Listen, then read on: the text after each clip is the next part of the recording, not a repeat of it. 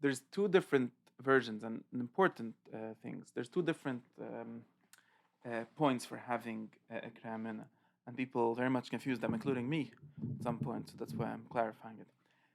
One of them is number one is for dogmatic purposes. Now, the meaning. Now there could be many different ways of understanding them. I call them all dogmatic. Maybe for knowing who to be mitzvah dominion, because basically for social reasons, we have to admit, for social or political reasons, what I call political, right? Not political in the sense of, right? You know what I mean when I say political. Political reasons. Let's, in the most basic sense, it seems to be, and I believe in this, that it's important for people, and at least, especially if you're in exile and you only have a faith community, you don't really have a real palace. Right? There's no city. There's only people with shared beliefs, and the Rambam basically sees Judaism very much as a religion in that way. Unlike if you could be a Zionist and you don't, but the Rambam definitely and explicitly sees Judaism as a religion, meaning as a group of people unified by shared belief.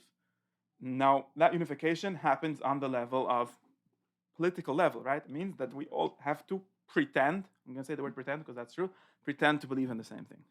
Very important. If you go around saying, like I have a teacher that used to say, if it says in the Mishnah, it doesn't say because that's a whole different question. Right. It's not really true because Aimer, of course, means he thinks, but that's just a vertel, but it's still true in Rambam's way of thinking.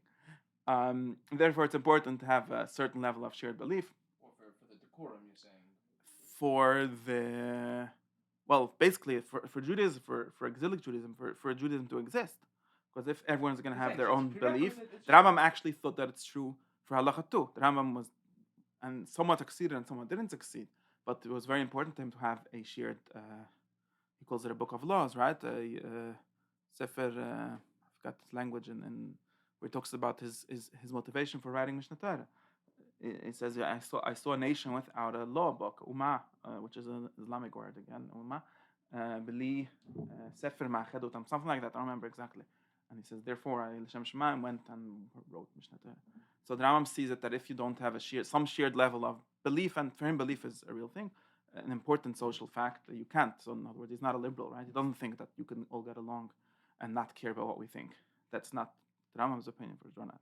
He thinks that, and probably not, I don't know, I'm not getting into it. Just he thinks that in order for a society to function, specifically the society in the sense of a religion, needs to have a level of shared belief. Now, this level of shared belief is a explicit ne'emar bepeh. It's explicitly a belief we all say the same. It's nothing to do with our heart. This is not an ad kedekach that Rambam more or less explicitly says that we have noble lies, meaning to say there are things that we all pledge allegiance to, but we don't all believe in the same way. Let's just say it like that. The simple people believe it in one way, and the smart people believe it in a different way, and that's fine. And now, why is it important that they all say it in the same way? For the political reason. And of course, this is not, let's say, how I would understand. Let's say if I want to have a conversation with someone about a scientific concept, it's important that prior we admit to certain things, the scientific method. Yeah, but that's is this the same thing also? So that conversations can take, meaning that society, the regular. You could say that. You could say that. Again, like, I don't want to get into the exactly. No, you could say that you need a certain amount of shared assumptions for anything to work. Of course, you could say that. The big thing of liberalism, political liberalism, is to try to get away from this, because everyone until then, and there's good reasons why they did it. I can't. They might be even right. This Jewish liberalism, like Mendelssohn, which very much worked on creating a theoretical basis for this in Torah and so on, for freedom of thought, right? The whole Enlightenment project, the freedom of thought. But in any case, that's at least. But let's get back to the Rambam's theory. The Rambam's theory, and this would you ask about Ikram, then you have to be asking about the Rambam's theory, and it's the truth in it for sure, is that we all have to say the same things.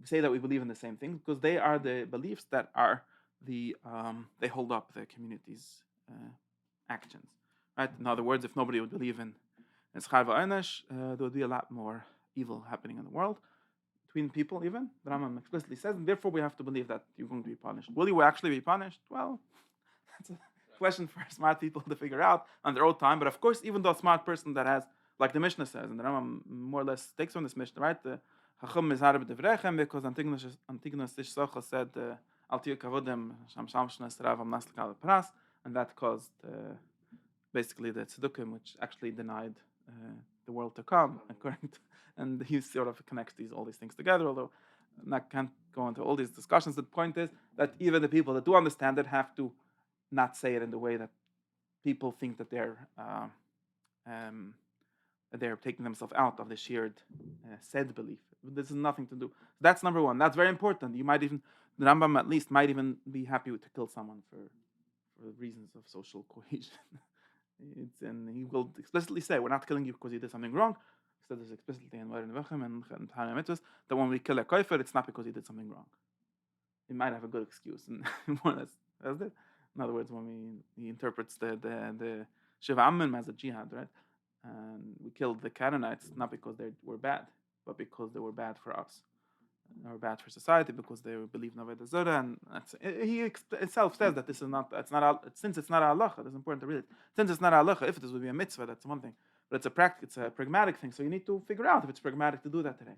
But that's the way he sees this. But now it's important to know. It's very important for me because this and these people get very confused. People say, okay, if it's so chomer, if it's so important that you could kill someone for this, and so on. So it must be the most important thing. But if you're speaking at the level of social or political coexistence, it's the most important thing. Yes, if you go against, you break the community, then it's like there's not going to be no possibility for anything good to ever happen. So He definitely believes that. What? They don't know they have a bomb in their back pocket. Who? Someone that doesn't believe? Whatever it is. No, It's do know. It's not because we assume guilt. It's because Nothing to do with guilt. It's nothing to do with guilt. It's nothing to do with guilt. It's because he very much thinks that a society cannot exist. So they're causing structural damage, but Yes. not willingly or knowingly. No, it's not a question of guilt at all. Okay. It's not a question of guilt. We might even kill children because their parents taught them the wrong thing. Although the Rambam is the first to admit that in situations where we don't, we know you can't. You're not in children. I mean, basically nobody that grew up and got an education can be blamed for leaving that education. It's nothing to do. Rabbi Akiva definitely doesn't believe this. Because for Rabbi Akiva, the death penalty is non-existent. Not kidding. This is not a death penalty. That's what I'm trying to say. That's very clear. The death penalty is one halacha, and killing. Rabbi Akiva differed in terms of a political idea, or that's. No, I'm not. I can't talk about that in the same moment. But he's not talking about killing kafirim. He's talking about. He's not talking about jihad. He's talking. The Rambam is talking about explicitly about jihad. Even uses the words. I mean, we're not talking about Chil Shabbos and so on. So that's another whole discussion. I'm not talking about the death penalty. Death penalty is you did something so wrong you deserve to die. Okay, that's one thing. I'm just saying that the fact that the Rambam says that if you break, there were different things. There might be. To understand, according to what you're saying, right? Yeah, Shabbos. No, but you see, Shabbos. It's two different things. That's why I want to be clear about this. The Rambam is extrajudicial. The Rambam is very clear, and it's true that when it says in the Gemara that, or even in the Rambam's explanation of Shiva Amim, when it says in the Gemara that that's extrajudicial killing. It's not a judicial killing. In other words, you don't even need hilchas. All the halachas, all the seder hadin, all the ways of doing things don't have to. You don't have to fulfill all those. Like the Bakiva is just piling on those conditions to figure out that you can never kill someone. But he doesn't care about this for this kind of thing. Everything that is within the judicial program is justified. Meaning that's another discussion. That's a whole. Well, maybe it's for how do you say, for deterrence and so on. What's the reasoning behind that? Deterrence. I'm saying doesn't matter. Yeah, you definitely have to have more guilt. But that's the question of once you accept this. Basically, once you're part of the society, you accept these laws. Then part of these laws are punishment for the good of everyone and so on. But that's another. And then there's different levels. The Ram does explain that Shabbos gets the bigger punishment because of it being connected to this. But it's not the same thing. At least not literally the same thing, because it's a different category. And of course, because the Rambam is a very big fan of this category, he tries to push things down to the basic category, and it's true that at some law. No, it tries to push things out of law or below law, or you want to call it. But that's another discussion. But Kitzur al-Masa is that the fact that it's you get huge penalties. In other words, you might actually die for expressing the wrong belief, for heresy, doesn't mean that that's actually the worst thing for your soul. It's the worst thing for the soul of the community, maybe, and so on. And therefore, the Rambam actually doesn't. I'm not getting into the details of which ikram he really thinks you should die for, and so on. It's not even probably true that he thinks he should die for certain details, but at least the belief in God, and so on. He does think is very important, and it's not only important for the second reason, which we'll get in a second, but it's definitely important in this, and that's so important. This level is only interesting about And that's why the Rambam has no issue. There's no issue with saying everyone must say that there will be punishment in a very simplistic way, or he even said this openly. We'd say God is mad at you if you Eved the Torah, and that's not true. God is not mad. Those words don't even connect to each other. God doesn't get mad. Doesn't make any sense. Of course, you might say that has a meaning. He will pun and do some action, which if he were to be a person would have been mad. So therefore, we could say it. But the point is, he's not mad. It's wrong to say God is mad. But we all say that, and if you're going to go around saying no, don't worry, God doesn't care, then you're a very bad person. But that is all about. And now, if you want to go through the list of things that he made for Ikrim, I don't clearly know all of them, but Bias HaMashiach, for example, is definitely an important particular Ikr for the Jewish people, again, the exilic Jewish people, to have. And if not for that, we would probably not exist. So he was definitely right for making it into a Ikr, which means you cannot go around to shul and say, listen, Mashiach's not going to come out. Of course, there was an Amayra that said that, but anyways. So Mashiach came already, right?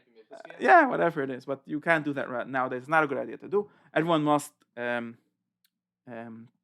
affirm or pretend, say that they believe in Mashiach, and same for Tchias HaMaisim and so on. Some of these things might literally be accidental. In other words, because the Jews have hung so much on Tchias HaMaisim, you can't go around saying it's wrong. It doesn't even mean that it could have been differently. I mean, when I say accidental, I mean could we have had some people? Sometimes people get confused about the sosa, right? And the way of saying it, you get into very. If you take it to the end, you'll see that you end up with very weird conclusions. So I don't know, but it's definitely true that going back to the Rambam Zikrim, some of them are accidental even for the Jews. In other words, you could understand, and I think that it's probably historically true, that if not for the 12th decade of Bias HaMashiach, there would be no Jews left. And probably historically, the ones that had less, believed in it less, actually assimilated faster and so on. Here's a question. In this area, though, where you were believing things for the sake of cohesion and so that the community can work, over here, I guess the litmus test is going to be how disruptive an idea is to the society. Like let's say I have an interesting idea of Mashiach. That's going to be evaluated on the basis of its destruction. Okay, wait. Let's think about that in a second. Because the question I was thinking of was, I just wanted to clarify that it could also be that some group, in other words, could Judaism have survived without Mashiach? Maybe. You could think of some different version that doesn't have it and have some other thing that can make it survive. When I talk about Tchias HaMaisim, it's a better example of this, because the Rambam very clearly thinks that one has to proclaim belief in Tchias HaMaisim. What he really thinks, nobody knows. But he definitely thinks, and because he does that himself, when he gets asked and he gets attacked for his book, literally deleting Tchias HaMaisim, because it's basically not mentioned in the whole Mishnah Torah. It's mentioned once in 3 the words. That's all of it. So he basically doesn't believe in it, of course. And then he's asked point blank, do you believe in it? He says, of course I believe in it. Now, what could we learn from this? I don't know. And I mean, we could get into different things, but we definitely learn from the Rambam things that you have to go around saying, I do believe in Tchias HaMaisim. Now, is it really important? No. Even for the Rambam, it's not important, because the Rambam has no problem basically teaching even the masses that punishment is really not by Tchias HaMaisim, and therefore it's not really important to have Tchias HaMaisim. As far as I know, nobody really needs Tchias HaMaisim nowadays either. The only reason people need it is to see their dead grandparents, which is not a good enough reason for an article of faith. I mean, it would be nice, but it doesn't seem to be important. But the Rambam can't say that because this has been taken by the community as an article of faith. So you can't go around denying that because you're going to break too much. And that's why I said that this leads us to very weird places, which I can't say that they're wrong. But, if someone has a gerech chassid, then you shouldn't understand, because it might actually be holding up his tzitzis. You understand it's a real problem. I'm not saying it's not a real problem. I think it is a real problem. It doesn't make it right. It just makes it dangerous socially to do that. And yeah, sadly, I mean, the Rambam literally said that Moshe Rabbeinu allowed people to believe in some level of Avodah Zarah because of this. I mean, it's not, it doesn't really go all the way. Anyway, but then you're asking me, so what could you do? The answer is basically, for this level, no, I want to first say the more important difference. The more important difference is that what this means. Now, there's another whole story of Ikram. Why am I saying this whole Risha now? For no reason, but you asked me. There's another whole story of Ikram, which is, and this is, people get very confused, especially in Lakewood, which is that these are the things, or for the Rambam's formulation, right? The reason why it's not only the glue that hold things together and so on, which sounds very, for most Jews, Chassidish and Yeshiva Jews, this is not something you're allowed to say, that the Torah is just for social cohesion. People think of that as very Cheapening. Yeah, it's cheapening or it's bringing down too much, like as if it's you want to live in a society that doesn't have that, as if it's not like it's trivial, like the Ramban says, why is the Moshe Rabbeinu given us Tirzach? Well, you know why? Because murder is very bad. Well, it's obvious. Yeah, it's obvious. But do you have a society without murder? Try. I mean, it's not, Right. not an easy thing. But that's one thing. Now the second thing, which is definitely true for the Rambam also, and probably more true for some than for others, and not probably for sure, is but what we can call it the why or the goal of Torah, right? If you say that this is different, even a different, the word ikr would some take on a different meaning. Not dogmas, but something related to knowledge or something related to faith. Even the word faith, you can see it used in this way, right? It's very different than very different. It's very different meaning to say the main thing, the yesod, right? Bachavak, like people use that, which doesn't mean that. Yeah, it doesn't really mean that, but let's assume just use it in this way. If everything is based on faith, the only person, the first. Okay, I'm not getting into that discussion. But the point is, if the Rambam would agree with the point, even if the puzzle doesn't say that, right? The point of being a Jew, of being a religious person in general, or being a human, the point of being a person is to know God, which is another way of saying, let's say, have faith in God. We can get to discussions what kind of knowledge you need to have, but something related to that. And then for that, it would be important to say you need to really believe in it, right? That's the main difference. Yeah, for the second, yeah, that's the human telos. So the point of being a human is to know God. And therefore, the point of religion also in the end is to know God. And therefore, to know everything there is correct to know about God and maybe also about His creation. So basically, knowing everything, being a philosopher. Um, my goal there is to know. Now, all there is for humans to know, at least. Now that, and this is the Rambam's formulation, and that's another whole story of Ikrim. And the Rambam explicitly talks about these two meanings of the Torah and the meanings of Ikrim. And there, for this meaning, this is a personal thing. In other words, this is very important. For the what the Rambam calls the first, right, first perfection, right, really, first completion or first completion or first actuality, right, corresponding to that of human society and of the human himself, you just need to say that you believe in things. Very important. And it totally doesn't really make, I mean, of course you want people to really believe in it. You don't want them to just say that they believe in it. In other words, you don't want them to be hypocrites.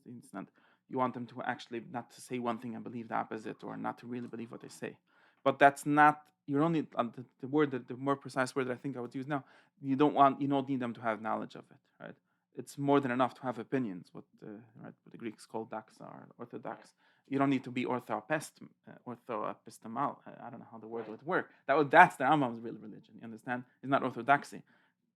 It's not orthopraxy and not orthodoxy. It's ortho knowledge or episteme, right? Having the right knowledge. The right knowledge, obviously, the first step in having knowledge at all, as distinct from belief, is to really believe it in a different sense, right? This is also something that people very much confuse. It's because corresponding to these two levels. If you go, in other words, it's very hard to disambiguate socially also because people are not going to get it. But in the one-to-one discussion, you could say, people say this and I don't think they're crazy. You see, Shia Levitch says, as a Jew, I believe that the world was created 6,000 years ago, and as a scientist, I think it was. But that's true. In other words, what he's really saying, he says it like a crazy person, like I'm just deciding to believe. But if you really have to understand it, if I go as a Jew in the sense of as someone that does want to conform and does want to uphold the continued existence of this group of people, of this political group, I do affirm that I believe in the things that they say that are fundamental to their belief. Now, that doesn't mean that I actually believe it. I just don't. Or I believe in. I basically, social, and it's true. In other words, I believe in what leads from this, right? In other words, you can even say like that, right? I say that because this seems to lead people to good actions. I pragmatically believe in it because that's a belief that has good fruits, and that's a good reason to believe in something in the social level. But you have to be able to differentiate that from what you really believe. In other words, is very important. You can't go and tell someone that really what the Rambam calls someone who is worthy of having the level of knowledge.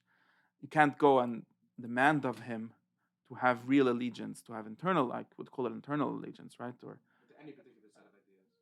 well, yeah, maybe yes, but that's definitely not to these kind of ideas. Which, in other words, the fact that they're important socially doesn't make them important. I think that a lot of it doesn't inform anything. Yeah, and also doesn't inform anything. When the Ram quotes the pasuk, when you're thinking to yourself, between you and it's not between you, it's not between you and God, it doesn't really make sense. And I think this is a mistake that many people make because they hear so much, and maybe the reason they make it is because they don't realize the whole point. But people hears all of this about belief and, not, and the correct knowledge, having the correct beliefs being so important. So they try to convince themselves of it. Now that's useless. I mean, it might be true for things. Convincing yourself is definitely it's not as useless because it's just brainwashing yourself. You need to. The only way to convince yourself, if you're a rational being in some sense, is to prove it to yourself in some way. But they try to convince themselves because of the demand of being internal. I'm not of being internal. Of internalizing it. Now, to internalize social belief seems to be a very grave confusion because you do not want to, and especially maybe some people again, like I'm saying, and I'll say it another way.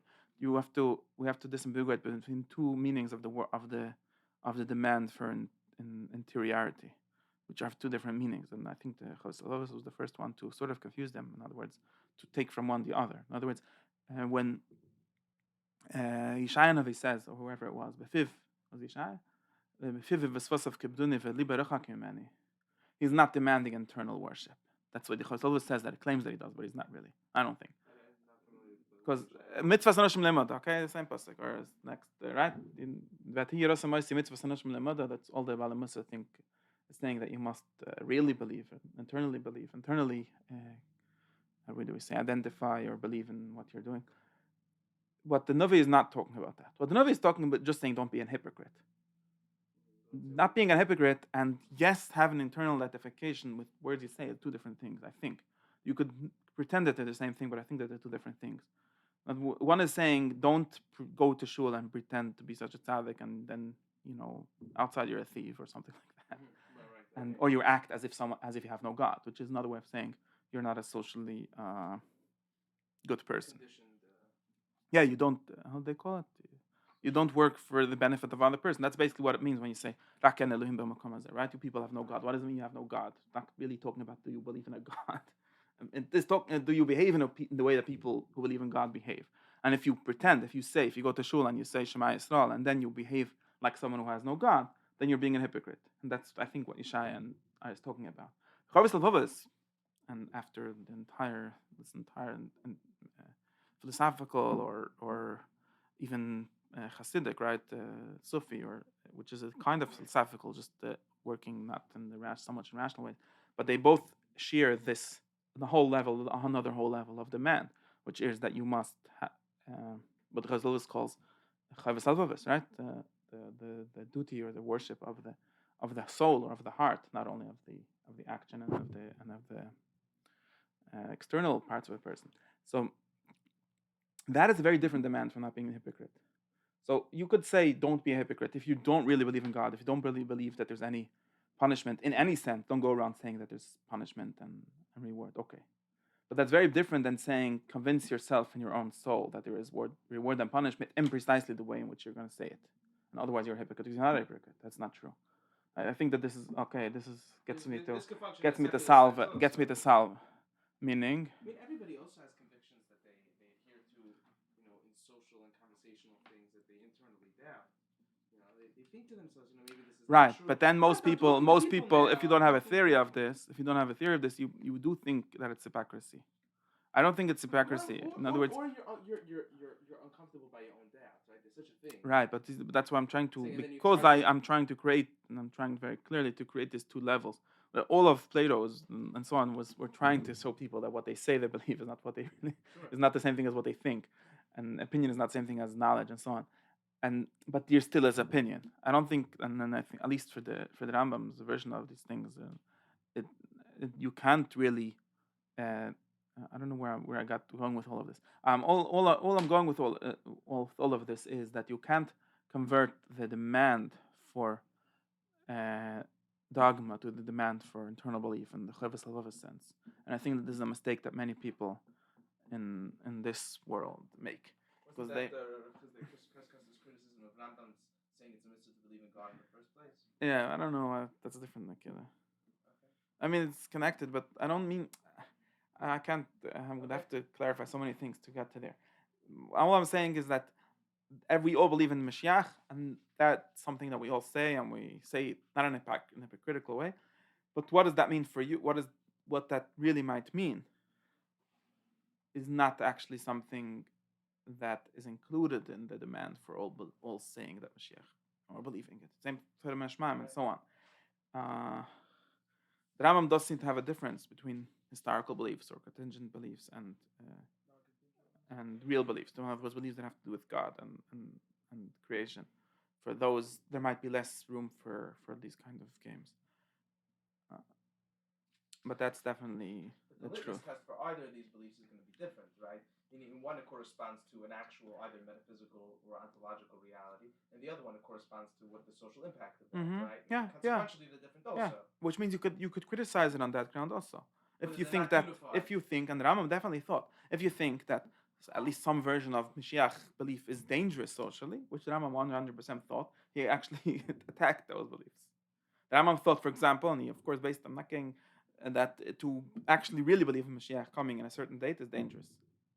Right, and that's why he goes by and he was very against the Mashiach can come later, right? Whatever, exactly in different ways. And he said, even if some great Rav Sadi and said, okay, so he said, doesn't mean anything, it was wrong, and that's because he sees it as dangerous, and that's why I think that people confuse this. And I think that even people even on all sides of the debates, because people don't have a language. Even me, I'm sort of confused with the way I'm presenting it right now. But even people, because people don't have a language for this, they seem very confused. It might be true, for example, that keep on talking about Mashiach. It might be true that believing in a Mashiach Sheker is one of the worst things that can happen to a Jewish community. Historically, it seems to be, at least if you care about Orthodoxy, at least if you care about Jews in the sense of Jews that learn Torah and do mitzvahs, Mashiach is a very bad thing for that. An actual living Mashiach, no matter if his name is Schneerson or if his name is whatever his last name is, it's dangerous. And Mashiach was seen by the Gemara as a threat to Allah already, no? I'm not sure. I'm not talking about Allah. I'm not worried about threat to Allah. It's a threat to this kind of thing that's been sort of surviving. The social makeup, at least. Yeah, it's a threat to whatever is this thing, whatever this thing is that Jews have been doing for the past 2,000 years, and it's more or less this strand of it, at least, that's been surviving in this way. To have a living guy that's the Mashiach, at least as long as he doesn't bring Mashiach, right? If he actually gets us a state and so on, like then the Rambam raises his hand. Then he can't do anything. But as long as he's not doing that, and all he's doing is something else, then that's a dangerous thing, and that probably includes the Lubavitch Rebbe. No, does it actually happen? Maybe in his case it wasn't dangerous. I don't know, but we have to discuss it in terms of how dangerous it is to this thing continuing to work.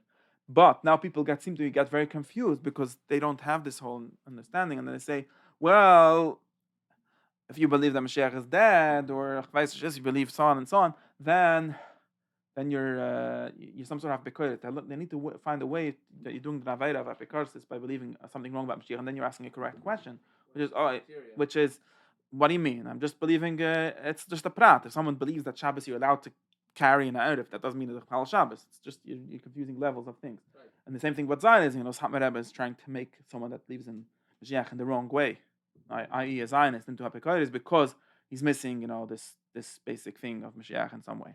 And again, that's the basic question is that this doesn't work, and for the same reason. But I think that it does work if you understand that Mashiach to begin with was at least the one that matters, right? What will actually happen, or what actually already happened, or whatever it is. That's another discussion. But the social Mashiach is important in the way it is, and it's 100% true that political Zionism, has ruined that and has ruined the Judaism that it was protecting.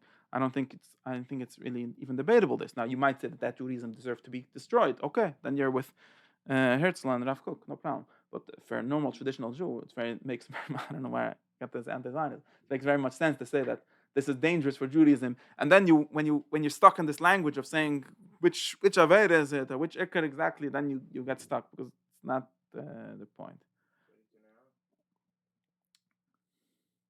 Because the whole point of this, because it might be true. Maybe it's even true. If you want to talk about the truth, then it's very weird. People keep on saying, Shabbos said Tzvi ate on Tisha B'Av. Well, thank you very much. Of course he ate on Tisha B'Av. Mashiach comes and you should eat on Tisha B'Av, right? That wasn't even a bad thing. He was right. Halachically he was right.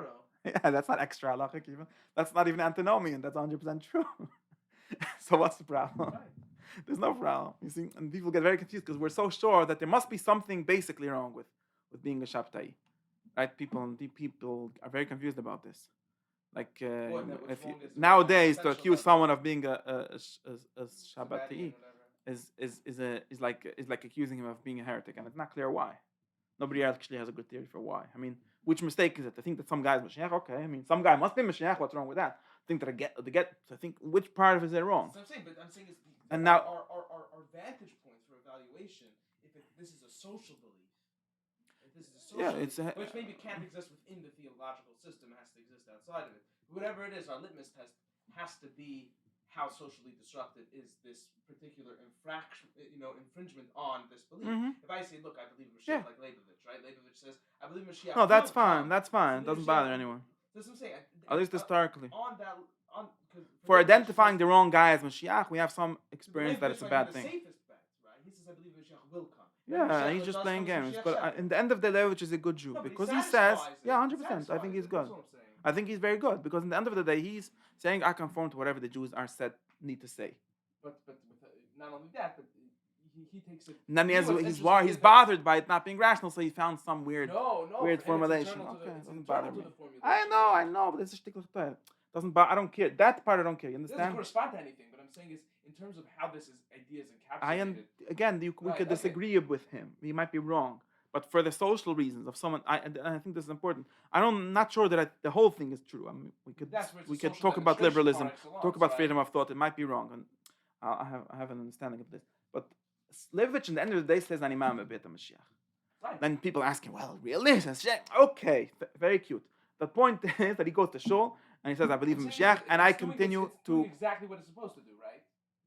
Yes, 100%. He's actually trying to very much. He's trying very much to how do you say it? To like distill the function of it without actually obligating himself to say nonsense, which is a nice thing. Very yakish, like trying to say the truth also. It's maximum yakish. yeah, but I think that at the end of the day, he's a good Jew, and the people that complain about him that really don't believe that's useless. I don't care. I don't care what he really believes, at least in that sense. I totally don't care, and I don't care if what he says adds up to not believing in Mashiach by some logical shuttle. I don't care about that either. Applying something that the Iker doesn't mean, right? Meaning, right. That's what I'm saying. The social one. I'm saying it doesn't. No, all criticisms of it are coming from a vantage point that those criticisms are true. Right, I'm saying, but they just don't bring along the harshness that they think is bringing along. No, but those criticisms might be good. It might be that he's just emptying it of content and he's really saying nothing. No problem. I don't think that's a problem. I think that most Jews throughout the generations had no content to most of their official beliefs. That's fine. That's a normal thing. Right. So he's a little smarter, so he knows it. Okay. That's not a problem. I mean, not a problem, not a social problem. Right. It might be a problem for other reasons. If it's part of your actual eschatology, right? Yeah, it might be wrong. It might be a lot of things. I'm just saying that. But that's simply an error, not a violation of right. We have to very much distinguish between errors and this. And on the other hand, that's what I'm saying. On the other hand, we could say, I'm not saying anything right now, but we could say that the experience has been that believing in the wrong, identifying the wrong guy as Mashiach hasn't had good results. So therefore, we should try not to do that. Forever. Since then, there's always been Mashiachs. And then none of them worked out, besides for Herzl, of course. But that's a whole problem. Well, yeah, of course. Anyway, that's my opinion. But I think that it's very important because now you can actually have freedom of thought. You see? Where did I talk about this recently?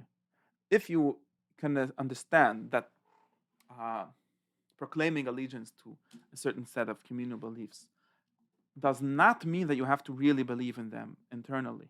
And nobody's asking for that, you see? This is a very important point. Nobody actually asked. God himself, in the sense of God coming on Sinai and saying, thou shalt believe such and such, doesn't mean to say you should really believe it in your heart. It means to say you should tell it to your children. Okay, so I will tell it to my children. It doesn't. Now, what do you really think about it? Okay, I could think about what I want. Maybe there's some level at which I think that a big part of the dilemma of the modern people like Spinoza is that they're trying to be too truthful and they're not realizing that it doesn't really work. Meaning to say, if you're the Rambam, right? Now you don't really believe in Schar V'Einish. Let's be real. You believe that technically your soul is only going to survive in the sense of it becoming one with the things that it knows, and therefore, if you know things, it will be forever, and if not, you'll go nowhere. And somehow you could sort of, with a lot of like shoehorns, Right. fit it into the So the category of traditional belief. But it still goes on, and every week he goes to shul and tells people, "Rabbi said you better behave because you're going to burn in Gehenna," or maybe not. Doesn't say the word burn in Gehenna, but you will be punished in the next world. And it's true for him. But is it true in the way in which it sounds to other people? No, it's not true. So why isn't he a hypocrite? I think this is a serious question that gets asked nowadays. Why isn't he a hypocrite? Why isn't he a liar? Why isn't he living a double life? Why isn't it double truth? Right? Why isn't Because he? belief here means something else, right? Meaning it doesn't correspond to what people. His theory of truth in this area isn't the same thing as other people's, right? It's simply a different criteria, right? Then you have different theories of truth, correspondence theory, whatever. But let's even just need say to the get same so question. His technical about understanding it. of what it means is not the understanding that his children have. In other words, he tells his children something that he doesn't believe. What do you mean doesn't believe? Okay, that's the point. So he does believe. Yeah, of course he believes. Does that mean that he inwardly affirms it? Probably not. But he So, believes. Meaning. so the way I understand this is that you need Pragmatic. to give each world what it asks for and no Right. more. That's the way I understand it. You cannot. It's actually a mistake to give the people asking you for declarations of allegiance true belief. In other words, true knowledge. If you believe in, let's say Emun of Hashem, right? So a person has to believe in God. Does this mean that you should sit down with your kids and open up Play-Doh and open up, No, that's the other way around. That's the opposite side. Of course, you should, but if they could understand If it. they could, but I'm saying if they can't. I'm saying if they can't. The idea isn't the Vishanatan Levanecha isn't necessarily to inform them No, of truth, no. meaning in the metaphysical sense, right? It right. No, it's also, but only for the people Maybe that what I'm saying is can that get to it. that's very localized. But the general idea of it is I'm Yeah. not supposed to, and not only that, it's a tremendous weight for me to have to go out there and actually discover the metaphysical truth of God if anyone's done it, right? Yeah, you do have to, but if you could. You could, but I'm saying is, but that's not. Is that a Vishanantam Levanecha thing? No, No, it it's can't not, right? be. It can't be by definition. It It can can't be. be. You're right because not all your kids are Right. going to It understand can't it. be. It can't be. And Rambam's the first It can't to be, admit and that the your more kids the can't more you understand do it, the more you do it, the more you ruin it, Of course. and the No, more you ruin the and- possibility for people to have knowledge. Sure. That's why it's possible that this is sort of it's possible that the more theological or ideological your education is, the worse off you're making them. Now, of course, there's reasons. Okay, that we could stop here, because that's I'll just say it like this. The reason why I think it's not hypocritical is because it's just like in the same way it's not hypocritical that I don't pour the entire glass of bottle of schnapps into this little cup. It just doesn't fit. And if I try to, like, well, you mean this is I'm gonna have to pour it, then I'm just gonna drown everyone. It also demonstrates a misunderstanding of the utility of the thing it shows a misunderstanding of what it is, right? All right, it is both of these things. Meaning if I see a guy knocking in a nail with a wrench, it's not that he's not knocking in a nail; it's that he just doesn't understand the proper function, right? I think so, and I think that I'm still missing something because there's still most people still seem to think that there's something wrong with this, but for both reasons. Some people don't have an internal understanding that corresponds to anything that they're saying, and that's a problem. But or that there's absolutely no framework that it works. So the average Yeah. guy that believes in 100 contradictory things, no, the average guy the Shiva guy, I'm that saying- reads Richard Dawkins has has nothing internal that at all corresponds to the fact that there is a God. For example, if you read Spinoza, then you could still continue to be a good Jew. If you're not Spinoza is the Eiber Chochem. He goes to shul and tells everyone there's no God, and Right. so no problem. Nobody asked you to do that, so of course you deserve what you get. At least, of course, he doesn't get anything bad for him. Nothing bad ever happened to Baruch Spinoza because he continued to think of God the rest of his life too. So no problem. Right. But he gets kicked out of shul because this shul is not based on. Right. It doesn't work like this. But if you continue to believe in God in the way that he does, for example, and you continue to say whatever, you continue to put on tefillin a few times a week or whatever the shul, whatever the community demands of you, then you're a good Jew. And the Even fact if you're sitting there and you believe in panpsychism and yeah, of course. Even no, the fact that when you say God, you say I mean nature. Let's say Right, it says right. that doesn't bother anyone because that's just a different level of truth or a different also level the of. problem that they had with Spinoza was making God into an abstract. Yeah, okay, wait. Right? I'm not getting it. I don't know why I said this word. Everything I say, every example I say opens up too many things. What I'm trying to say is that there's something missing, and he does think, and also actually there's also, of course, Spinoza is also a political thinker, so there's also political reasons why he thinks he has to say what he does, and he might even be right in the context that he is. But point is, the reason, and I just want to answer the question of hypocrisy because I think it's a very real question, and I think that the answer is that you need to know you are missing something in understanding why it seems to be a very big question to most people, and why I think it ends up being a wrong question and actually a destructive demand. Most of the answer must be that you owe different people different things, and I think that this understanding is probably very not modern. It sounds Aristotelian. Yeah, it sounds no. It's basically What we owe to basically whoever. yeah. So I don't think that even yeah, I don't think that one owes to their community, and I think this is the real question. The anything in their heart, Internal. anything. I think that that's very important. Communities can't admit to that, because if they say that, then it's like It's Maris Ein. self-validating, right? You can't say, well, Maris Ein is only when I'm looking. Yeah, the whole point of it is that I'm going to look. But that's why this is like you have to be chacham medata.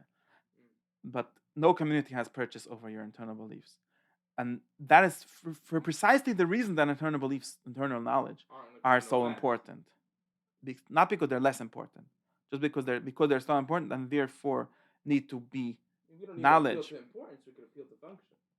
Oh, but there's two things. In other words, I'm not saying this is what I'm trying to say. I'm not saying this is where I'm trying to not say. I don't want to say something like what you think is nobody's business, what you do is someone's business. Therefore, we're going to have orthopraxy, and we're not caring what you say or what you think. I think that that's not really true, because that's missing again. It's missing these two things. It by definition can't be true. A person has to at least believe in the orthopraxy, right? I mean, he has to believe. No, you have to say that he believes. You have to say that you but believe as a in it. prerequisite for action, You only have to say. You only have to say. As a prerequisite for action, you have to have some sort of internal idea. Maybe this is maybe a more. Yeah, the idea might be. The idea might be, if I don't do this, my mother will be mad. That's a good enough idea. Not only that, the belief that I have to do what the community tells me. That's right. also a belief. Okay, you might say that. It's true. There's definitely one ikr here, which is believing in social function. Yeah, of course. Right. Of course. I'm saying, so it's not like we never demand anything of you. We only demand what the community should demand. Yeah, but that exactly, and we don't, and nothing more. Right. Of course, nothing more. And I think that yeah. That is a belief. That is the only belief that is. You could call it a belief. It's not a belief in the sense that it's not a belief in the sense that it doesn't belong to the world of beliefs. Into the system, though. It's not a belief. No, let's say something else. That if it's selfish, then it might not be good either. I mean, it might. Let's say a person is inward. Does in some sense, the community, or let's ask ourselves this: to what extent does a community have the right to? And I don't even know if the word right. To what extent should a community obligate its members to, or at least include members that only believe in things that are seen to be, conducive to its functioning? No, it can't. Even if it tries, though, it can't. It can't do more. That's what I'm saying. It can't ask you more, because it only exists, and it's like, just like. It can. Meaning, let's say I believe for whatever reason, right? I know, but it seems to work. But I think that it can. Person is actually not in this room, and I happen to be holding a gun. Let's give him a mushal, and I'll shoot in that direction. I could say. You can only make someone say. You cannot make someone. But it goes back to the discussion of what you could make someone. But I think that you don't even have to have this discussion of that you can't force anyone to believe anything. You also, you definitely can't force anyone to know anything. And that means that the entire world, that's the social world, is just the wrong address for talking about truth. Right. I'm saying is the social world also cares about things. Meaning it's orthopraxically motivated, right? I'm saying that's the point. Mm-hmm. I don't care what you believe as long as you don't hurt me. Yes. And I think that fundamentalists a lot of times make this mistake. And I don't know. Yoli Roth likes to say that he's very mad at parents that tell their children, "I don't care if you put on tefillin, I just care if you wear a black hat." Now, I don't know why those parents are so wrong. It seems to me that black hats are more important to the society than putting on tefillin. Today, so, yeah. Sure, yeah. So therefore, obviously, they're right. So why is he so mad? Because he's a fundamentalist. He really believes in what it says in the book, in the literal sense. No, because his thought is like, well, you officially, and I'm saying just to provoke. His reasoning is something like this: you pretend to believe in the Torah, you're trying to do all this effort to have your children be Jewish, and then you give them the opposite message that it's more important to socially conform, and you don't really care that they're Jewish, right? But this is taking, I think, Well, it's it a very depends bad on it example. depends on if the parent is saying this from a religious perspective. That's already hypocritical. Meaning, if the parent says, "I want you to wear a hat for God," that's a problem. No, of course not. Nobody believes that God asks us to wear black hats. I don't think anyone believes But for that. some people, it's well, look, to the extent that No, people believe that they there's believe something that that's wrong. important. No, but they believe that it's wrong beyond the social level. Meaning, this guy believes that a black No, hat, you see, you're you showing can't. that you're part No, of I the think that army of that's a Hashem, mistake. I think whatever it is. that's just Of course, apologetic. it's just words. No, but No, I'm saying no, I think that it's wrong what does because his when belief this still person, for correspond this to? person, nothing beyond social reality exists. You can't Right, say he right. believes more So than that. It just doesn't have more than that. exactly. So now, why is he making a distinction between tefillin and hats? No, he's not. It's this guy that's making the distinction. He's That's what I'm not. saying. He's making a distinction between tefillin and hats because tefillin, nobody needs to know that you're not putting on tefillin. Therefore, the fact that you don't put on tefillin doesn't really bother anyone. No. I'm saying is Makes sense. there are there are amongst us people who, for whatever reason, believe that a black hat. Not that it's let's say not that it's theologically important internally, but they say, look, this is how the Torah dress. Okay, They say something like that. that's Right? fine. Why do you want me to be a Ben Torah? Okay. Like, what's motivating you to want me to be a Ben Torah? Okay, so it's a second order. We want you to. It's good to be a If Torah, it's and selfish, since then that's inherently even the Torah, problem, this right? group of people they tend to wear this kind of hat, so you want to be part of that. Well, that's the only reason, right? There's Okay, nothing beyond it. what's wrong with that? It's a good There's reason. nothing wrong with it. I'm saying it's, but it depends on if you believe that. If you believe that there's something correct about it, then you believe that there's something correct about it. And if so, then why doesn't that carry over to private life? No, because let's see, this is what I'm trying to get at over here with all of my things. That public things don't reach the private I'm talking things, about the particular person, to though. real I'm private saying things. of course it doesn't. Well, not necessarily. It all depends on your motivations. If you say, look, if you tell your kid, I don't really care if you wear a hat or not between you and me. I just don't want to be embarrassed. Or not only that, I want whatever. I want. We shouldn't. Then you're saying the truth. Then you're saying the truth. That's fine. Right. I So know there's a he's problem with attack that. right. He's attacking someone that doesn't say No one doesn't has have enough awareness to that's say the that, That's the and problem, therefore though. says, look. And what is this person saying? He's saying, look, I don't care about God. I never heard of God. I'm a Jewish guy, and my father has a Right. black hat. My grandfather does, and my brother has. Please don't embarrass me. Right. That's So he's fine. making. That's good. He's actually making the most basic human demand of his son. For It's sure. like saying, please And no don't one has a embarrass. problem with He that. does. You see, Yoli Roth has a Okay, but problem I'm with it. saying Yoli I'm Roth giving has you a an problem with example. it, but the average person's problem with it is not Yoli Roth's problem with it. No, his actual problem that is actually embarrassing The him. problem that the average person has What's is wrong this with person that? didn't say it. I And think this person is convincing his kid that these two are to be confused. yeah, exactly. That's a problem Most to me, people at don't least. never went to my shir that explained that social reality and truth are two different things, and both are important. What I mean, social reality and metaphysics you're talking about, or Metaphysical truth, right? Truth. okay, I don't know truth. That's the Truth point, versus because you have different no concept of this, and most people seem to try to confuse themselves or delude themselves that it's really a big mitzvah to wear a black hat, and you have to. This is where it gets weird. That you have all these. I think it is weird because of an inherent weirdness here. To authenticity in the sense that you live a life that entirely Yeah, I think reflects that's who you something that needs to be examined. It There doesn't- sounds I- that semantic it's motivation, definitely a some- modern some sense, virtue, right? but What? it's definitely a modern virtue, but it What, needs to be examined. authenticity? Yeah, individuality or whatever you want to call Individuality it. is different than authenticity, right? Individual authenticity, because it's authentic in the same way. It's authentic that I'm authentically making Okay, but my is grandmother there- happy. No. What's wrong with that? Meaning. Why am I talking about this? Is there? I'm not whether or not it's modern or ancient to me. It doesn't matter, right? The question is there? It's not necessarily individualistic, the demand for authenticity. Sorry. I understand what you mean, What? but that's I think that goes back to my discussion here because authenticity is the chav salvos. So authenticity is saying you're piveli v'shavan, right? You should. That's the ancient demand for authenticity, if you could call it so, right? What the Chassidim seem to always confuse, or at least you don't want to be saying think one thing and or feel one thing and be one thing and project something else externally, right? I think that this idea is very problematic, yeah, in thought of in concept when you have these concepts. I think that if you at least believe, and I think this it's truly very problematic, if you believe the internal world, the conceptual world, the world of metaphysics, the world of knowledge, the world of even internal feeling. If anyone ascribes to your theory, then they can be properly authentic in the Hasidic sense, because they believe that there doesn't need to be consistency, so they're living through that, right? Yeah, of course, it's fine. It's a nice shortcut. That's a good game. No, but I'm saying that there's a real problem here. The real problem here is that it's not clear that there's anything. Maybe there is. Maybe there's some translation layer, but it's not clear that there's anything that conforms to truth in actions. I think this is the real question.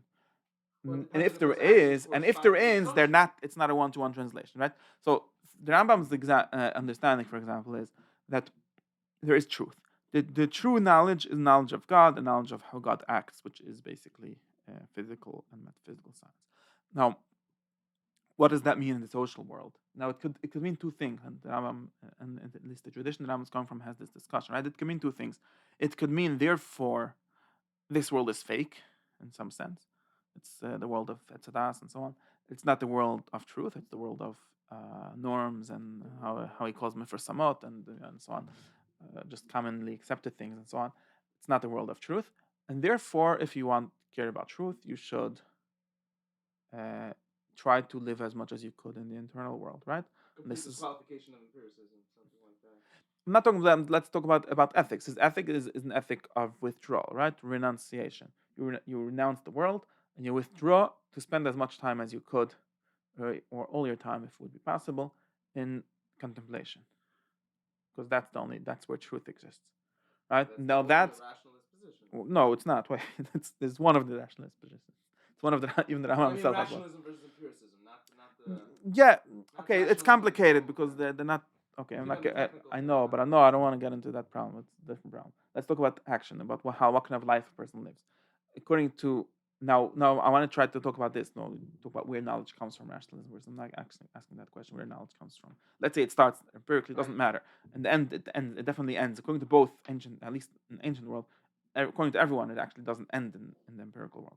So it ends in the soul. So therefore, not matter. That's not a discussion. The point is, when you're doing this, let's try to go back to the question of authenticity. When you're doing this, let's say a person gets to this conclusion that the end of humans is to know, and therefore you need to know as much as you could. And knowing obviously is just distracted by doing most of the things that humans tend to do. So therefore, he tries to set up his life in the way, or in the extreme version, he just goes off to a monastery and drops everything. Okay.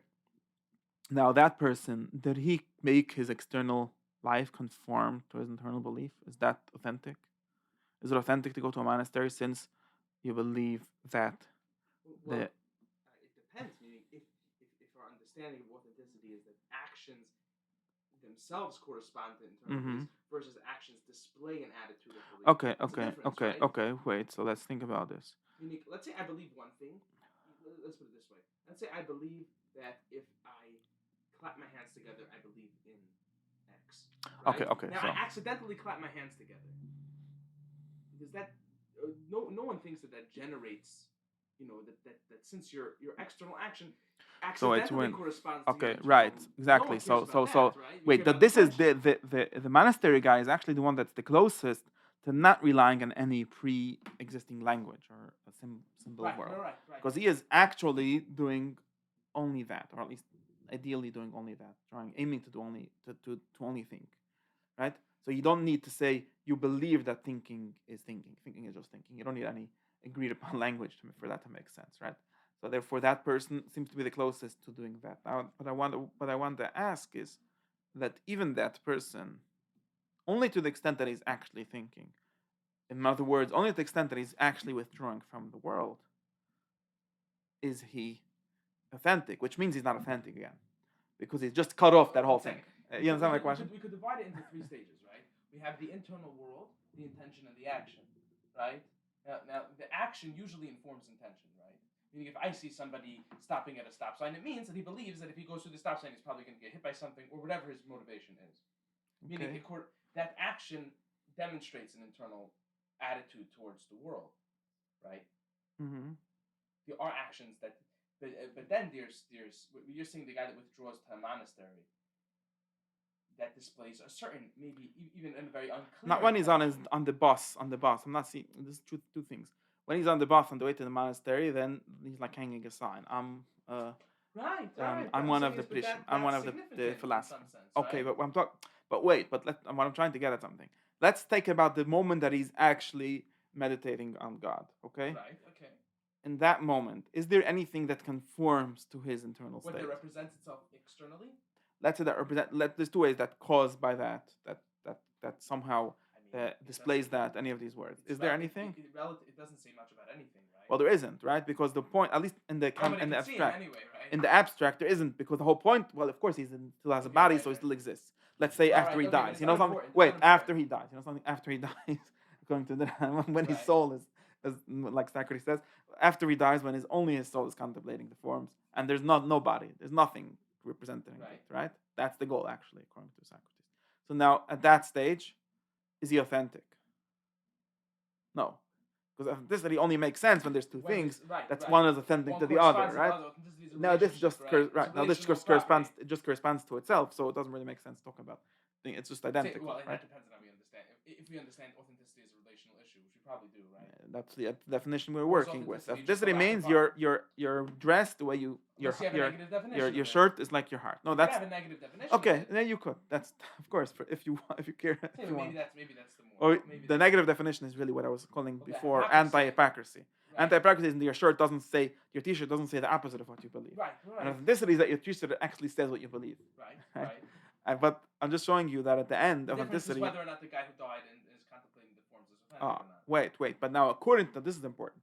If you believe, now it depends what kind of metaphysics you have. If you believe that the truth is abstract, in other words, that there's a goal to thinking and it's pure thought. If you believe, if you're, in other words, if you're some sort of dualist or some sort of Platonist or something like that, if you believe in that, then authenticity stops making sense, because the goal is going to always be to be identical with that, and to the extent that there is a way to it, right? Let's say you say, well, like Socrates says, that life is preparation for death, then life can't be authentic. It can be authentic in the sense of like pointing in the right direction. Okay, if you're a philosopher, your life is pointing towards death, but it's not. It can't represent death because the truth exists in a different realm. For authenticity to make sense, you need to believe that the truth exists in the same realm as imminent to you. If Right. the truth is imminent, if metaphysics is imminent to you, then you might have a way of actually displaying that in this world, or actually conforming to that. That's why the action itself is corresponding, instead of the action displaying intention. even the intention to the extent that intention or will is separate from knowledge, is separate, is the move toward the knowledge is separate from the knowledge itself. But we Then only care if the action is deliberate, right? Everybody will tell you if the No, action only- is not deliberate, why does that compromise anything? Meaning if going through to this, right, where the action it corresponds to the internal whatever. Let's say I go with this theory that it's even if it's transcendent, it doesn't matter if it's immanent or transcendent, right? The idea is that if we understand that an action, at least most people would assume an action is only as valuable as its intention. If I accidentally save somebody's life, no one's cheering for me, right? Why not? I'm not sure about this. How do Okay, you but get this? maybe they do. But I'm definitely whole problem. not. You're a hero. No one's coming over to me and saying, "Wow, you sacrificed so much. You did so much." No. I mean, we'll appreciate it. Yeah, wow, we're congratulating the event, but not me as a participant in the event. Let's say I accidentally save somebody's life. Okay, no let's one sees say that as a statement to my authenticity. according to a certain. Okay, no. I'm saying is most people. Okay, so Maybe therefore most modern I'm people. not sure. No, I'm saying is that there's no. It doesn't matter whether or not the truth is available in this world in a dualistic framework, where the external action maps directly onto the internal mind. The point is, does this action display an intention that I can identify with, right? Wait, but no, but you see, I actually this intention thing is something that already belongs, I think, already belongs to a metaphysic that doesn't see a separate world. I'm not sure that I don't know exactly how to run through the whole thing. Well, What I'm trying to say is let's say what I'm trying to say, and then let me see again. What I'm trying to say is that for authenticity to be interesting, it has to be passable, right? For authenticity to be a goal, it has to be passable. But where's this Now, actualized? Is it actualized as wait. represented in intention Wait. or in actual activity? And let's say in both. Okay. Or in anything, maybe even in lies or in propaganda. I don't care. Mm-hmm. But it has to be passable. Now, for authenticity to be passable, we define authenticity as two things: one internal or more internal. One is more really me, right? One is less really me, but the less really me sort of gives articulates, right? Really, that's the best definition. Gives speech or displays the really me, right? And that sort of could happen, right? Now, if now for this to be able to work, the real level, the real me, or the real authentic me would be the real me, or authentic anything is the real whatever that is. The real one has to have the ability to break through to the fake one. Right? If you're a pure dualist or a real transcendentalist, Okay. if you're real Platonist, or the way at least in their way, then that is impossible. In other words, authentic life in this world is impossible. Because the action can't respond to something eternal, right? Maybe it could in some way, but So not in a what's real way. Meaning, It could actually representation is very bad word, you see, because representation is actually what it could do, and that's the problem. And that's the problem. Because it is not. Right? If the representation is the thing that It could mirror, it right? could do it could mirror it, or it could shadow What I'm it, saying and is so the on. idea of representation is that it doesn't identify the actual thing. Otherwise, it's not Right, representation. right, It is the thing. right. So it Right? can shadow But my it. question is, let's say like this. Let's say I believe in God, and I want to deceive a group of people. I want to be inauthentic. So I write on the paper, I do not believe in God. As I lifted, the words "not" fall from the paper. They can't see that. My sign says, "I believe in God. I think I believe in God. They think that I think that I believe in God." And Shalom Al Yisrael. The only problem is that there's a deep schism in my intention, which is I intended to deceive. Right? In which world is this not relevant? That's what I want to know. Meaning, under what framework is that considered? Which frameworks would evaluate this differently than others? I don't know. You keep on talking about attention. I'm trying to understand how I got Here's to the thing. intention. Let's say I come. There's a group of people here. To achieve a certain goal, whatever that goal is, I want to deceive them. I want to deceive them. So I think that what does it mean deceiving them? I think that this is the problem. What does it mean to deceive someone? No such thing as an intention to mislead. I don't know. I don't know what. No, I don't know. Wait, but I don't know. I don't know what intent. Yeah, I don't know what really trying to mislead someone means. In other words, what is mislead? I want what them is, to assume something about me. No, but you see again, For you the have sake to. of my pride, let's localize the example as Right, best as right. So possible. what I'm trying to get at is, what does it mean? In order for that, we could do the same thing. In order for me to be able to mislead them, they must be able to know the truth. And since they're not able, so I can't mislead them. Well, the truth can be known. That's basically the move that I'm doing. Like Michel Foucault's what's the word, episteme, right? That he uses to say the truth as defined by circumstance. That's for sure true. Meaning, I could say in the rules of chess, the knight can move like this. I'm not saying this as a truth that's this is a deeply contingent. But they might be confused. The people. If the people would know this, you see, to go back to the very concrete thing we're talking about. If people, I think what I'm claiming is that your mashkiach or whoever, that kind of character, can by definition, by the limits of what world he lives in, by the limits of what he's asking from you, he can only ask from you external compliance. He cannot ask anything deeper. Now he doesn't know that. I think that he has a mistake. He thinks that he can demand internal compliance. He thinks that he can demand authentic compliance. Now, when I am down in stance, so what my framework for is like this: when I am lying to him, right? I'm in his view, I'm lying to him because he thinks that I need to tell him something that represents my internal state, and I am not. And therefore, if he would find out that I really have a different thought than what I presented to him, he would be mad. This is true story. Yeah, and it's been going on forever. The Rambam basically talks about this problem also, so it's the old story. Now, I'm saying I'm giving the example. Now, the problem so therefore you could say, according to that guy's rules of the game, you are lying to him, and that's a bad thing. Therefore, you should fess up and tell him the truth. Now, what I claim is that because that guy has a mistake, in other words, because he thinks that his chess game is actually the entire universe. By my game, I'm playing by the right rules. Not only by my game, also by his game. He just doesn't understand his own game. Okay. Because according to he's the guy that thinks that his chess game, the king in his chess game, is really the king of the world or whatever, and therefore when he gets checkmate or whatever, then there's gonna be a revolution. I don't know, and therefore he's just confused, and therefore when I lie to him, it's objectively not a lie. But we can it's objectively not a lie because in the end of the day, Now, if he finds out, I'm going to be in trouble because he doesn't have a way. I don't have a language to convey this to him. But as long as he's not going to find out, he, I can't lie to him because I can't tell him the truth. That's another way of Right. saying Okay. this. Fine. If Fair enough. if someone that where I can't tell the truth, I can't lie Okay. But either. when we say Now, I because can't. he decided to make a fake version of truth and falsity, and therefore I have to fit into one of his boxes, but I don't. What should I do? Right.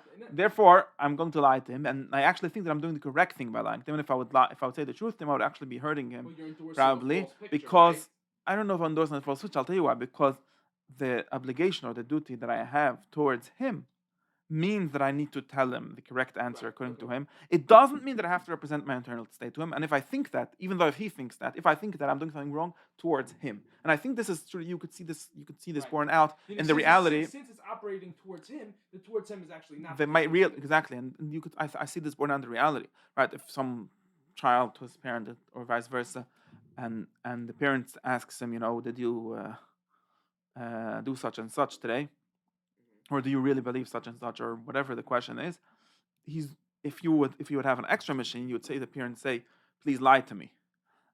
I don't know what I'm gonna have. And since that, in other words, that and the duty of the child is to understand. Truth speaking machine in the metaphysical sense. Yeah, it translates what he says to Okay. metaphysics. It Okay. says, please lie to me, and that is your duty. And actually, if you will tell him the truth, you will hurt him more than you will by lying to him, right? So therefore, I'm just showing you that people, they want to be. I don't think he's even wrong when he's not that he wants to be deceived. It's because he wants to get the surface level of things. And why are you confusing him with the non-surface level of things? Right. But okay, but that's not my question. As that whether or not authenticity is a good or bad thing is a So I separate don't have discussion. intention to deceive him. I have intention Right. to give him exactly what he's asking for. Right. But okay. But here's my question. Let's say we go with we don't even have to let's go. Right. If we're talking about a game of chess, right? He is expecting a person's expectation is the same as mine, which is I want to convey to him the correct rule about the movement of the rook, right? Mm-hmm. Namely, let's say that the rook can move diagonally. Okay. But let's say to advance my own position, for whatever this case would be, I say, look, there's an exception to this rule within the game of chess, right? Let's contain the whole thing, where the rook can move diagonally, or let's say the king could castle, right? Let's say somebody made that up on a Tuesday, and now chess today everybody could castle. Kenzan, right? Saying is, but working within this, it's possible for me to deceive somebody and fix all the other keep all the other variables fixed. Right? Meaning we're within a shared framework, right? Now let's say I intend to deceive him, but the truth of the game of chess, which is all I'm trying to convey to him, is that in this situation you could castle. Is that true? Meaning, No, is it true according to the accepted rules, or is it true because all the rules of chess are just contingent and they could have been different? But I understand that the rules of chess are not invented by every two people that sit down and play. In some sense, they're being derived from a greater set of rules about chess, which I understand exist in order for the game to be playable. Right, but there must be a good reason for what you're doing. I don't think if there's a good reason for what you're doing, then yes, I think. Well, it depends on if what I'm trying to do is contained within the game, or if the reason I'm trying to apply is external to the game. If I say, look, I'm moving my bishop diagonally, so I'm moving my rook diagonally, so I don't hurt his feelings. Then it's correct on a metaphysical level, but it's wrong by the rules of the game. It's a deception. And what's wrong with that? Game. Maybe. And what's wrong with that? I didn't say there's anything wrong with that. I'm saying something inauthentic. I mean, pretend. But can we locate inauthenticity? Pretend I mean, you could think easily of cases where that would be the right thing to do. I mean, if I'm playing with the king, and whoever wins the king gets his head cut off, then definitely you should make up new rules and say, on Tuesdays that's the rule. And no one's gonna contest that. But the question is, if the notion of authenticity, before we evaluate it ethically, if it could be noticed at all, you're saying that authenticity, in order to be noticed, relies on certain ideas about whether or not truth is imminent or if it could be, I think it has to be able to be. I'm not saying that. I'm saying is that at least in the Foucauldian sense, that's for sure not it, right? Meaning for Foucault, all truth is local. I know. I understand what you're saying. I think it's more simple. You're even simpler. I understand what you're saying, but I just don't know. I agree, and I think that therefore, saying authenticity exists to the extent. I don't know what this word authenticity means. Let's say the value of saying the truth, right? Just truth, right? Right. Which is basically the mitzvah of whatever, saying truth, right? Right. The the broadest sense. I think that's true. In other words, I think that in the normal in a normal state, I don't know, normal in when there's no other reason, then probably uh,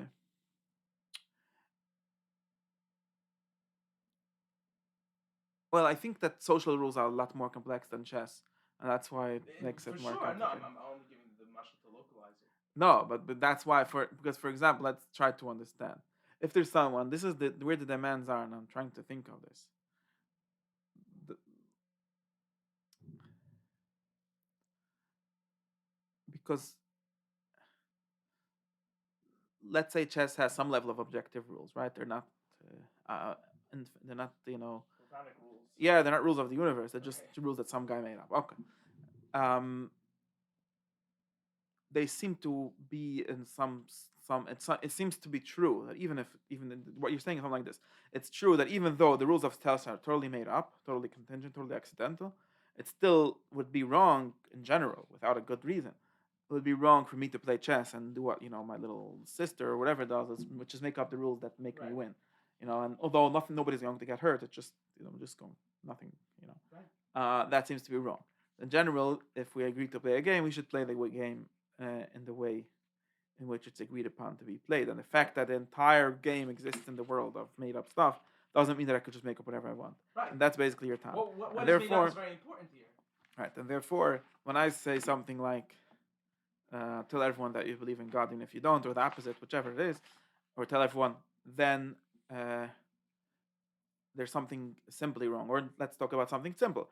Pledging allegiance to the king. Meaning, even if the action is internally wrong but externally right. Right. So I think I would say something different. I think that what I'm trying to say is even more than that. I'm trying to say is that the rules of the game don't say that you have to believe in it.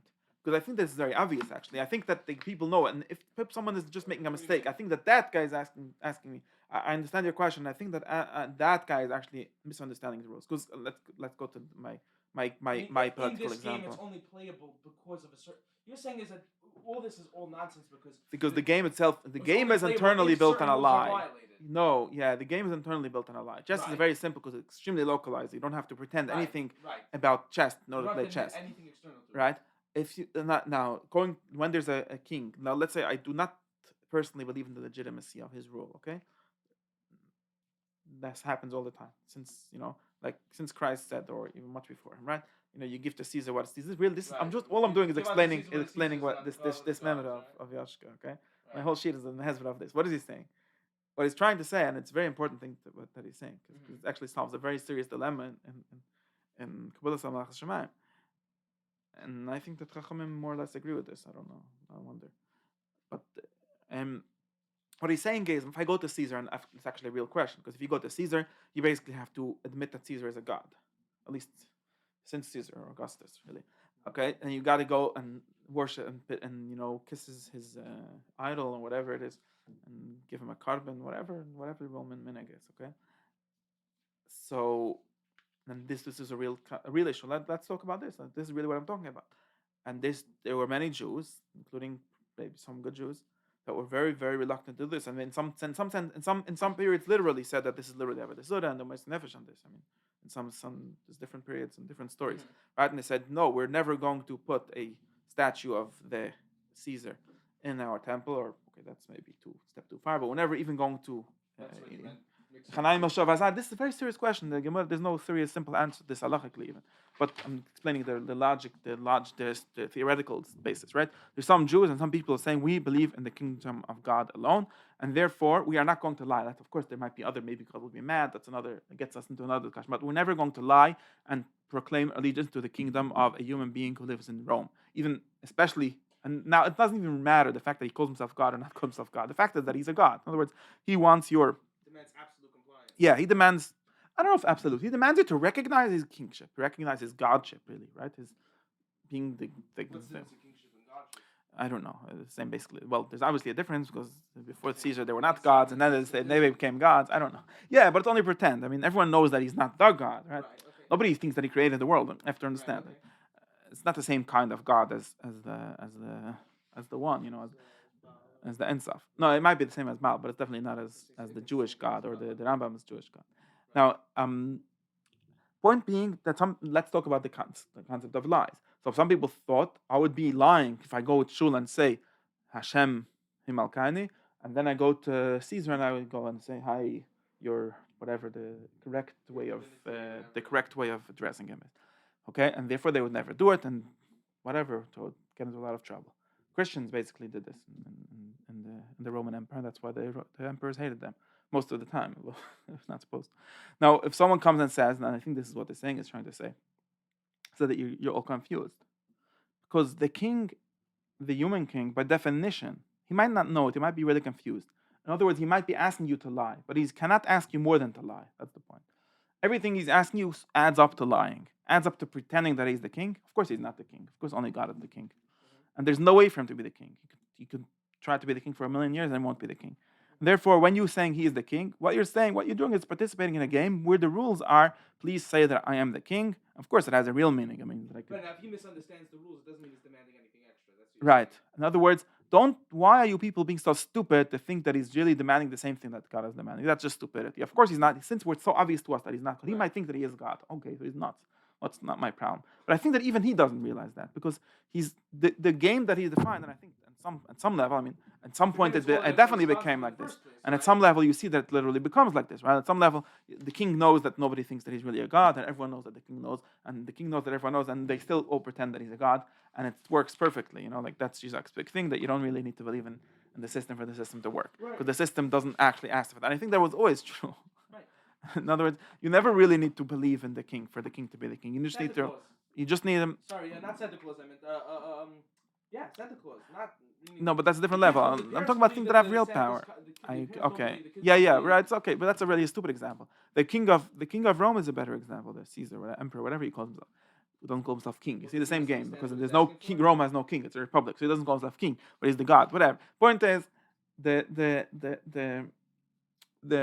he can only ask you for surface allegiance, for saying he's that by definition asking you, say I'm the king, say I'm a god. No problem, I'll say it. Now if the exactly, he's misunderstanding his metaphysical station, so to speak. And therefore the people, it's the opposite. It's not the people that are the fromest people. That's what Jesus at least tries to say. It's not the fromest people that never say that Caesar is the king, that are the most non-hypocritical, and everyone else is just not being consistent. It's the opposite. It's those people that don't understand God. Because they assume that Caesar can. Because they put them both on one level, and then they're like, okay, it's either God or Caesar. Well, you stupid. There's no either God or Caesar. These things don't exist on the same plane. It's God and Caesar. Now, it might would have been a nice thing for God to be in the level of Caesar too. Yeah, it would have been a nice thing. That's called the kingdom of heaven on earth, which will happen in the end times. But nowadays we don't live in that world, unfortunately. It would be nice. The world is in some sense not authentic now, because it's built on lies, and it could be built on there might be the kingdom of God, might exist on earth. Okay, but for now it doesn't exist. So therefore, pretending that it does is another lie. So you don't get yourself out of lies by not saying Caesar is the king, by not paying in taxes, literally, that which is recognizing his kingship. You're not going to get anywhere, because the fact that he can get taxes out of you has to do with the contingencies of the world. It doesn't have to do with anything metaphysical. And you're not giving taxes, just another part in that game, and there's no way to be true. Sean, Kitzer, all I'm saying, and I think that there's an argument against this also. I don't think that this is the most simple. The basic thing is that the answer to their question is that the rules of his game were actually lied to me. The rules don't say, even if they don't have the language to say this, they by definition can't say, even if he's wrong, and because of what I know about the world, he can't say make me a god. That's dumb. It's impossible. He could say make you now. Of course, that itself might be a problem, but that's another level of problem. Understand? What you're saying is, let's say I have this. I don't think it's a problem of lying. It might be a problem of a different problem, and that goes back to how if the truth can be represented on this world, and how, and is that a real thing or a fake thing? Are you saying is that even if we make the truth contingent, right, as contingent as we possibly can, meaning what I think people understand is a lack of authenticity. I just want to review what I said, just so that I could catch up and understand this better. So let's say I sit down to a game of chess with somebody, right? Now I want to infringe on the rules. It's not even a good example. Let's use my first example better, even though it might be stupider. I say I don't like apples. I write it on a piece of paper, and I wish to demonstrate this to the world. by an activity, namely lifting the sign that says it on it, to make it clear, Okay. that unambiguously represents my internal conviction. So I lift the sign, and as I lift the sign, it says I don't. Okay. Everyone still understands this, to the people that at least are concerned with authenticity, if it's something that we ought to be concerned with. What's the problem? That says the opposite of what you want to say, or that says It the says right exactly what I wanted to say, but I didn't want it to. We still don't care. thing? You don't really like apples? Do you really like apples, or you don't I like like apples? I like apples, and the sign says I don't like apples. When I lift it, the don't falls off. The word don't. That mistake falls off. I don't know it did, but whatever. And I'm lifting the sign thinking deception. Yeah, so what does this show? You're saying is, what world acknowledges this, my attitude towards this proposition being false as relevant to authenticity? But how is this analogous to what the story that I'm having? I'm not saying it necessarily does. No, because I'm trying to think. Because maybe that's what you're trying to say that if since I mean to fool someone, even though it's not possible to fool him because he's such a fool, so it's not possible to fool him more. Well, it doesn't matter. The point is, he's actually convinced of what is true, namely that my proposition of I don't like apples, I lifted the sign, don't has fallen off the sign, right? He has the correct belief. Okay. Meaning that I like apples, and it corresponds to my internal belief, but my intention to deceive was still I present. understand. So then that's not authentic. I'm not sure. So It doesn't really map to me. satisfy all criteria of authenticity. For some people, it wouldn't. For some people, not only that, even if the sign still says I don't like apples, it's not what he thinks about me that's important. It's not the fact that my misrepresentation was cognized by another. I understand. So, but let's bring it. I understand the point, but let's bring it back to like an example that we're worried about. What you said is, let's say, as much the game of chess functions as a better example, right? Meaning, if I cannot play the game of chess without castling. No, so let's wait. So the chess game I understand better, but this is a different Nikida. It is different Nikida, right? So wait. So let's go back with this Nikida, because the chess Nikida, I think I said what I think about it. But what's about for you, this Nikida, Nikida? right? The idea is it's more like castling. Let's say castling's a fake. Let's say two people sat down and invented castling. Okay. Just whatever, the guy said, look, we're gonna castle now, and the whole point is that, let's say, he understood the game to the extent where he understood that if you don't castle, the game is not playable. Now, castling is not a rule that existed prior that was admitted to by both parties when they started playing chess, right? This rule did not exist yet. Okay. But he understood when playing the game. He says, look, you have to castle here. It's a lie, but it's the only way that the game continues to be playable. That's what you're saying. Is usually how it often works, right? The lie is in support of a larger picture. Okay, but what is that? What is the? If the rules are only to service the playability of the game, right? The rules are only here for the game. Okay, and then right. So when the rules can't perform the proper function, namely the playability of the game, they should be violated or altered, right? Let's say. If that's the purpose of the rules. Okay. Right. That's a separate thing. What I'm saying is entirely different. I'm saying people notice authenticity more in the realm of kavanah, right? So wait. Let me think about the kavanah thing. So let's go back to the kavanah thing, because the kavanah seems to be the intention seems to be trying to solve a shtickle riddle that I'm having, right? In other words, let me try to think. If let's say something like this, okay? The symbol for being a gerech chassid is to wear your socks in your pants, okay? Whatever, your pants in your socks, okay? Now, there's a guy that his father is a gerech chassid, whatever. He davens in the gerech shtibel, and he's not a gerech chassid. No, in the real sense, what does it mean? He doesn't believe the gerech is tzaddik, or he doesn't do whatever minig you have to do to be a gerech chassid. So therefore, he's left only with the external sign of having his socks in his pants, whatever the pants in his socks. Now, comes some chacham. This is where I'm trying to get against. This is where I'm arguing. Right? Comes some chacham. Either sometimes from both sides it could come. Right? So one of his ovikilat, the friends, comes and says, "You're fooling yourself, or you're fooling everyone. You're doing something bad because you're wearing this hoizenzaken, and you're not a ger. So you're representing something false to the world." Or the ger Rebbe himself could come and say, "Stop wearing hoizenzaken. I want my brand to be protected. Only the okay, whatever." But let's say he says it makes a better argument and says, "I want." If you're really a gerech chassid, okay, but why do what you're saying? You're doing a lie. You're not really a gerech chassid. You're wearing hoizenzaken, right? Now, my answer to this is trying to be. It says me that at least in some situations, this argument is not correct. Why is it not correct? Because hoizenzaken does not actually. I'm really arguing with the ger Rebbe and with the guy. I don't think hoizenzaken represents that you believe in the ger Rebbe. It's not true. How do I know? Because there's 10,000 people wearing hoizenzaken, and only 5 of them believe in the ger Rebbe, really. The rest of them are saying whatever they were told to say. That's not believing. That's just more performance. So I'm doing this part of the performance, and basically I am saying that I believe in the Gereb, although I don't, just like everyone else. It only asks for performance to begin with. Right? And Correspondingly. what I say is, what do you mean I don't believe I'm not a Gereb? I am a Gereb. Would I have What do you mean? But you're not really a Gereb. No, that all, basically That's I'm all saying you that can there's demand. all this, that's all there That's is all to you being can a real ask for. Gereb. Right. Basically, although the Gereb thinks that there's more to that, so he thinks that's not my problem. This is the scientist that goes to a chess game, takes the king, puts it in. Says, you think the king can only move one Right. space? I could actually put it in a rocket ship and send it to Right, the exactly. And But he thinks he's smart. but it's not the same exact thing, right? Because that scientist is talking about the wrong level of reality. Of course, physically, Right. everyone agrees that the king can go wherever he wants. And the But Gereb is according to the rules, misunderstanding the reality also. he's misunderstanding social hilchas ger. He's not only misunderstanding. Of course, a person can physically wear whatever socks he wants. So he That's thinks not the point. has a demand that it doesn't. Exactly. And he doesn't understand what he himself is saying. And how do I know? I could prove it, actually. I could prove you in many different situations that he cares more or only about the people wearing the right lavush than he cares about them believing in whatever Emenes is. I could actually prove that from a lot of different ways. So I think that that's the true description of Chizkiah. So that's one thing. Let's assume that it's true. You could say that I'm wrong because of your one kasha, because of according to his halachas, and I'm putting my halachas. It's more like the scientist comes to the chess game than like the something else. Okay, that's one akid, and I think that's one akid. The second akid is that you're saying, let's say, that's one machlaik, it's one hakir. There's other ways to solve the hakir, but that's one hakir. Now, I don't think I understand this hakir.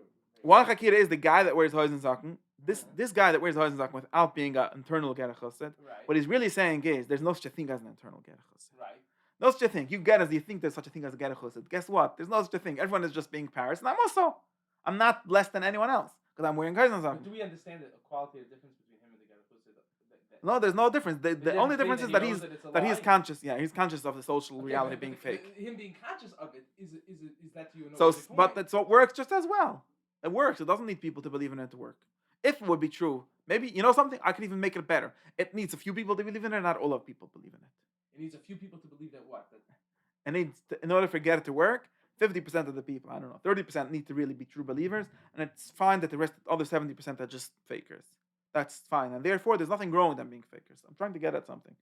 Right. Okay, fine. But there's still a qualitative difference between the two. No real difference. The difference in their internal beliefs, but where you want to frame the difference being. But there's no difference in the level of. There's no difference. None of them is more authentic. The people actually the opposite. People that think they're authentic are more deluded, because there's no such thing as an internal gerech. Right. Okay. It's the opposite. They're definitely more deluded on the metaphysical level. Yeah.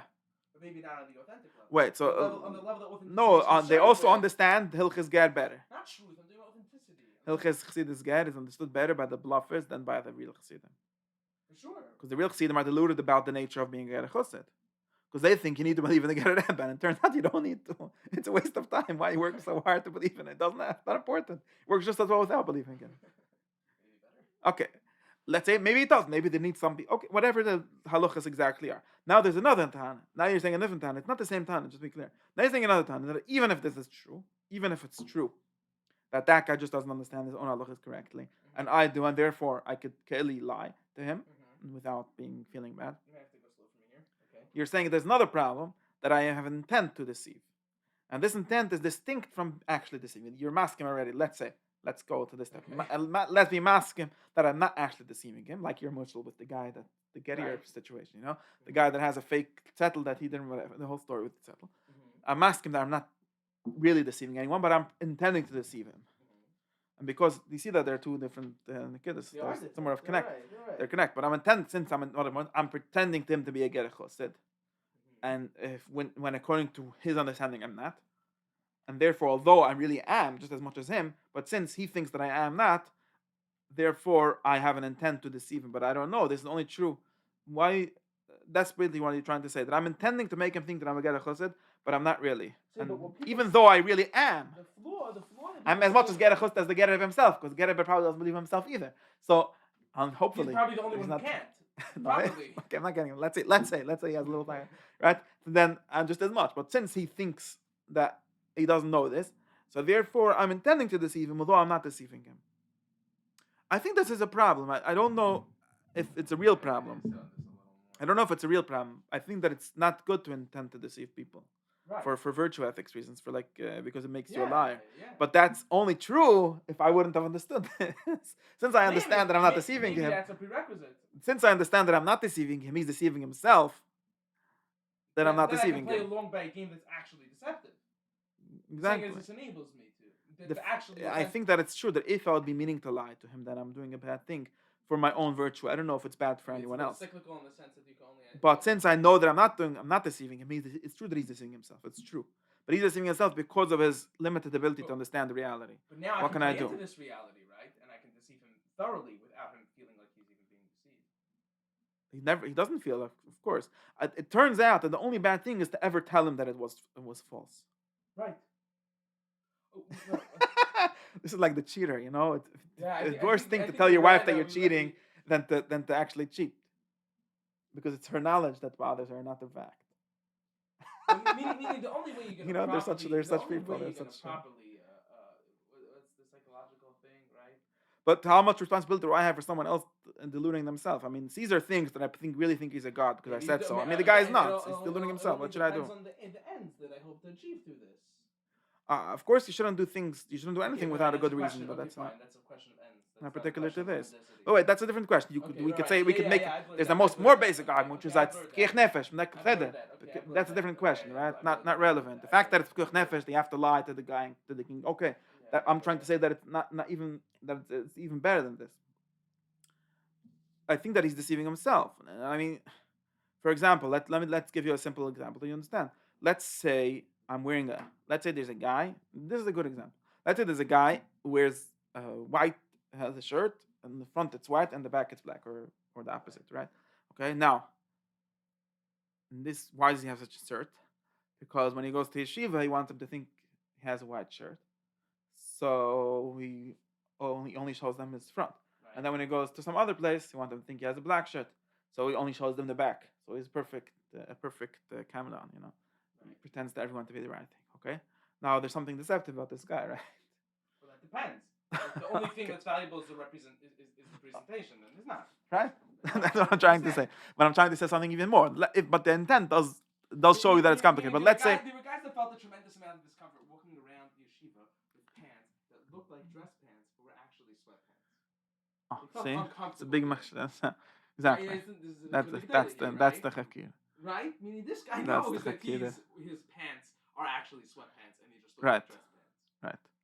Like the Shene Veruv once said that he thinks he was mad. That's a story that I think it's the same machlekes.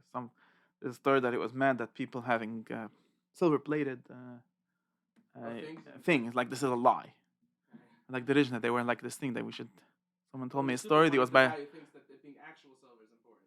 Exactly, that's what I'm saying. Right. There was a guy by the Rishna that he made a couch, and he said the back of the couch has to be just as nice as the front. Because what's the difference?